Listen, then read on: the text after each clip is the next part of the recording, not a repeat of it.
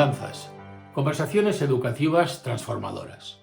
Yo solía pensar que, y ahora pienso que, el profesor Richard Elmore de Harvard popularizó esta metodología de aprendizaje a principios de siglo. En el Mudanzas de hoy les presento a Nieves Tapia. Es directora y fundadora del Centro Latinoamericano de Aprendizaje y Servicio Solidario. Desde 1997 ha impulsado y coordinado diversos programas de aprendizaje y servicio en Argentina.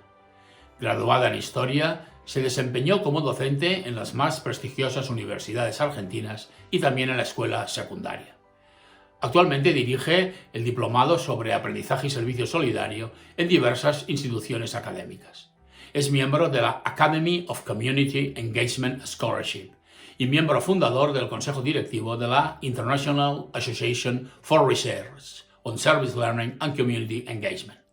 Ha recibido diversos premios y distinciones internacionales. Es habitual conferencista en todo el mundo y ha escrito numerosos libros y artículos en español, inglés, portugués e italiano. Espero que les inspire igual que a mí. Hola Pepe, la verdad es que es un gusto estar aquí. Gracias por la oportunidad de encontrarnos, aunque sea virtualmente.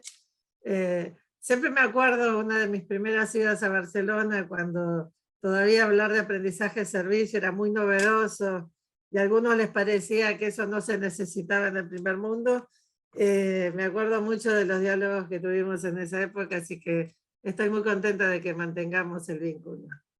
Yo crecí en Argentina durante gobiernos militares y empecé mi carrera como profesora universitaria durante la última dictadura.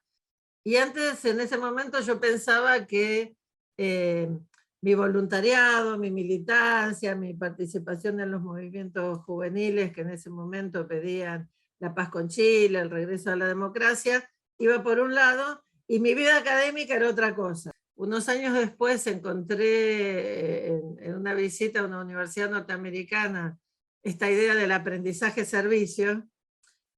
Para mí fue, por un lado, reconocer que en mi propia vida había muchas cosas que yo las había aprendido más de la participación, de la militancia, del estar siendo parte de movimientos juveniles, que de la universidad o de la vida académica. Y por otro lado, también descubrir que en la idea de aprendizaje-servicio se reunían como mis dos pasiones, mi pasión por mejorar la educación y mi pasión por transformar el mundo. Todos estos temas como de solidaridad, de actividad, de toma de conciencia, van como paralelos al sistema, ¿no? Podríamos decir, van paralelos al currículum. El currículum es lo serio, el currículum es lo importante y esto es como paralelo. Sin duda el aprendizaje-servicio ha ayudado a esta integración, pero a veces me da la impresión de que aún hay muchas personas que lo ven como algo extraescolar, cuando se acabe la actividad académica, porque hay que invertir todo el tiempo de la escuela en esos otros aprendizajes, ¿no? ¿Cómo podríamos romper esta creencia? A mí me gusta siempre enfatizar que en este gran movimiento de las pedagogías activas que se viene desarrollando desde el principio del siglo XX, y específicamente dentro del aprendizaje en base a proyectos o el aprendizaje en base a problemas, el aprendizaje de servicio es un formato de aprendizaje en base a proyectos. Es un aprendizaje en base a proyectos solidarios, pero a nadie se le ocurriría que el aprendizaje en base a proyectos es algo que se hace en el tiempo libre y fuera de la escuela. Es trabajar haciendo aprendizaje en base a problemas, pero no en problemas dibujados en el pizarrón o ideados por el docente, sino en problemas reales identificados junto con la comunidad, en donde los niños, los adolescentes, los jóvenes tienen la posibilidad de hacer algo concreto para solucionar los problemas. Si tuvieras que explicarle a alguien, ¿no? ¿Por qué es una pedagogía completa el aprendizaje-servicio? Cuando hablamos de una pedagogía, hablamos de una filosofía de la educación, una manera de pensar la escuela, una manera de pensar el vínculo docente-estudiante y una manera de pensar el vínculo entre la institución educativa y el mundo. Y en ese sentido, el aprendizaje-servicio genera un entorno vinculado con la escuela. Y definitivamente es una filosofía porque está basada en valores muy centrales, como el de la solidaridad pensada desde la perspectiva del cuidado, del el respeto a los derechos y a la identidad de los otros y que crea el vínculo de fraternidad. Así que desde ese punto de vista yo estoy convencida que es una pedagogía. También, escuchándote ahora también, pensaba, bueno, pues esto tiene también muchas vinculaciones con el impulso de los ODS, ¿no? De los Objetivos de Desarrollo Exacto. Sostenible. A veces en la escuela a lo mejor tienen la impresión de que le llegan muchas cosas desde fuera que a veces falta como ponerlas, digamos, en contacto, como estructurarlas, como encontrar los puntos comunes. Tengo presente uno de los primeros proyectos de los que aprendí, que era el aprendizaje servicio. Una escuela de una localidad rural que en su investigación de Feria de Ciencias había descubierto que el pueblito de Ramona estaba situado sobre una napa de agua contaminada con arsénico. Y que toda la comunidad estaba consumiendo agua con arsénico. Pero además que las autoridades lo sabían. Y que había un proyecto de instalar una planta potabilizadora. Pero como eso implicaba subir los impuestos locales, ningún partido político quería tomar la iniciativa.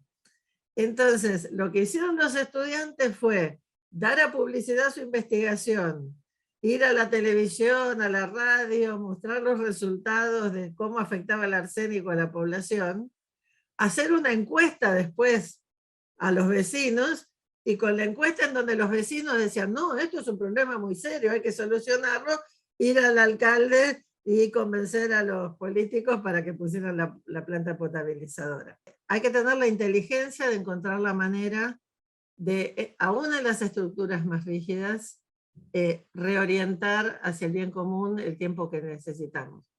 Esto en la universidad es evidente, Pepe. Nosotros en la universidad estamos llenos de trabajos prácticos ficticios, que de práctico no tienen nada. Diseñadores gráficos que producen hermosos libros carísimos, que adentro no tienen ningún contenido más que el lore ipsum de Gutenberg.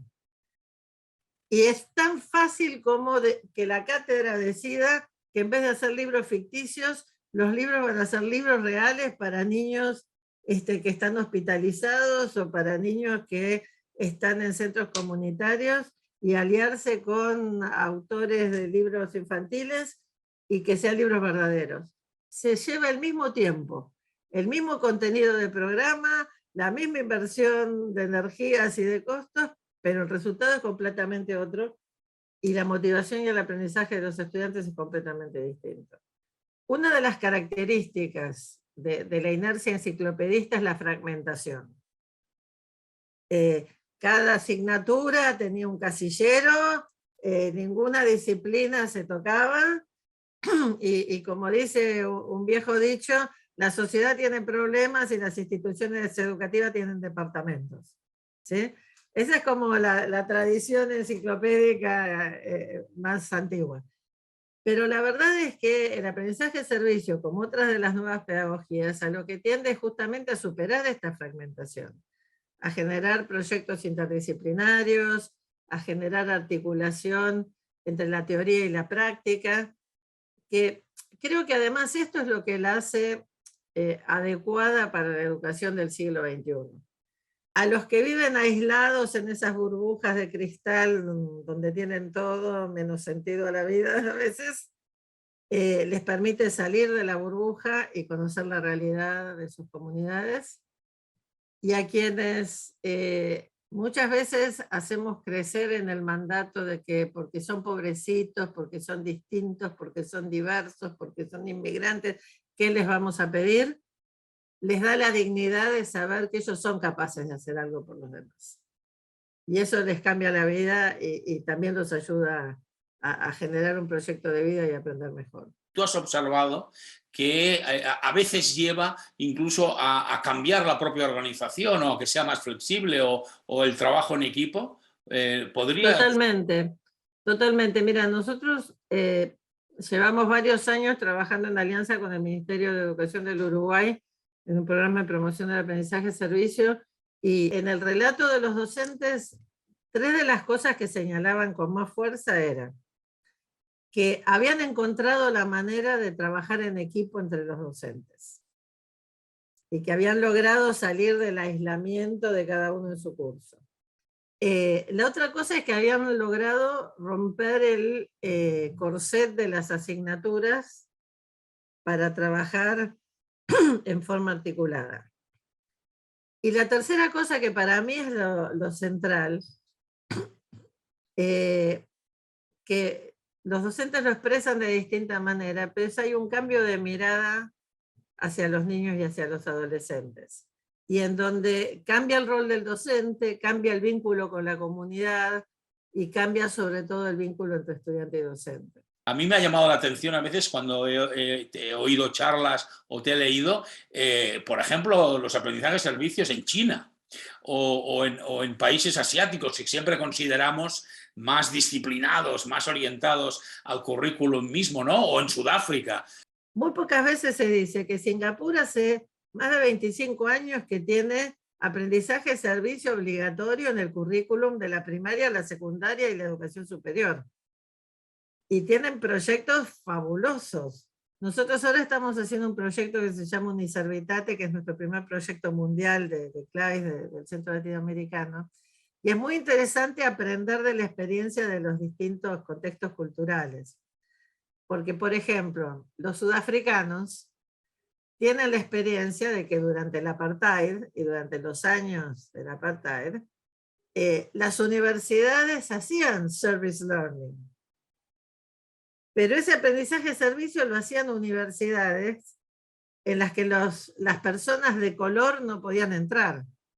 Y esas universidades segregadas descendían a las comunidades a las que excluían para ayudarlas. Y entonces cuando llega Mandela al poder, hay todo un proceso de revisión de la educación sudafricana, y una de las grandes preguntas era si había que seguir haciendo aprendizaje de servicio, porque había muchos detractores que decían que era una forma de colonialismo. Y la primera presidencia de Mandela publica el libro blanco del aprendizaje de servicio, mostrando el valor que puede tener si se consideran los valores de la justicia, de la equidad, del respeto a la identidad, del respeto a los derechos, y sobre todo si se escucha la voz de la comunidad. Y toda esa reflexión que han hecho los sudafricanos sobre las relaciones de poder entre las instituciones educativas y las comunidades son muy fuertes y son muy válidas también en otros contextos. Porque todos corremos el riesgo de ponernos en una situación de poder con respecto a la comunidad. Y decirle, yo voy a ayudarlos haciendo lo que a mí me parece que a ustedes les convendría. Y los voy a ayudar en lo que yo creo que ustedes deberían estar necesitando, en vez de ponernos a la escucha de verdad. Nosotros tenemos un cuadro que usamos mucho en las capacitaciones docentes, diferenciando la auténtica solidaridad de la beneficencia. Que la beneficencia puede estar muy bien intencionada, pero es siempre un vínculo vertical que termina reforzando el paternalismo y que corre el riesgo de reforzar las estructuras de injusticia. Mientras que la solidaridad es siempre un vínculo horizontal que necesita cuestionarse estas problemáticas de fondo. No sé, en Argentina son frecuentes las inundaciones y todos somos solidarios con los inundados. Pero en un proyecto de aprendizaje de servicio tenemos que preguntarnos por qué siempre se inundan los mismos. Y cuáles son los problemas ambientales y sociales que hace que haya poblaciones que siguen viviendo en zonas inundables y que sigamos teniendo recurrentemente estos fenómenos. Porque hay una trama muy compleja, geopolítica, climática, social, involucrada. Entonces, en un proyecto de beneficencia juntamos alimentos no perecederos para los inundados. En un proyecto de aprendizaje de servicio, juntamos los alimentos no perecederos, pero además nos preguntamos por qué siempre se inundan los mismos. Hay muchos educadores y estudiantes innovadores en el mundo que inventan los proyectos de aprendizaje de servicio, aunque no sepan que la pedagogía lo llama así. y por su expansión mundial ha ido adquiriendo nombres distintos, pero así como con los remedios están el genérico y las marcas, nosotros distinguimos el genérico del aprendizaje-servicio, o como lo llamamos en América Latina, aprendizaje y servicio solidario, porque hay acciones que son efectivamente solidarias, planeadas y realizadas con la comunidad y no solo para ella. Es aprendizaje-servicio cuando hay auténtico protagonismo de los estudiantes. Cuando los estudiantes, por más pequeños y distintos o diversos que sean, tienen la posibilidad de apropiarse del proyecto, de sentirlo propio y de ser sus protagonistas. Y la tercera característica es cuando los educadores somos capaces, tanto en organizaciones sociales como en instituciones de educación formal, de plantearnos los objetivos de aprendizaje y ayudar a que nuestros estudiantes aprendan cosas difíciles, cosas complejas, cosas desafiantes a través de su trabajo solidario. Así que, y creo que siempre es mucho más fácil cuando esto lo hacemos como equipos de docentes, como equipos de educadores, como institución educativa y no como francotiradores. Así que siempre el objetivo para mí es pasar de ser un educador solidario a ser una institución solidaria.